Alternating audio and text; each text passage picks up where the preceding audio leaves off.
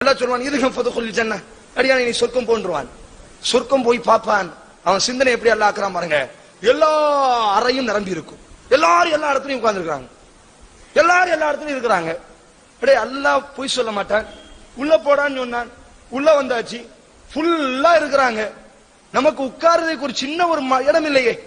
அப்படியே நரகத்தில் இருந்தோம், நரகத்திலிருந்து அல்லாஹ் பாதுகாத்தான், முகத்தை தூய்மையாக்கினான்.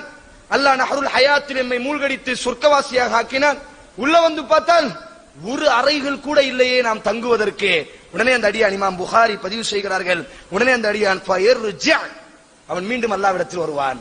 ஏன் அல்லாஹ்க்கு சும்மா சொர்க்கத்தை கொடுத்துட்டு போ தெரியாதா? ஒரு சாதாரண மட்டமான இடத்தில் அல்லாஹ் சொர்க்கவாசி என்று ஆனதற்கு பிறகு அல்லாஹ் காட்டக்கூடிய அன்பை பாருங்கள்.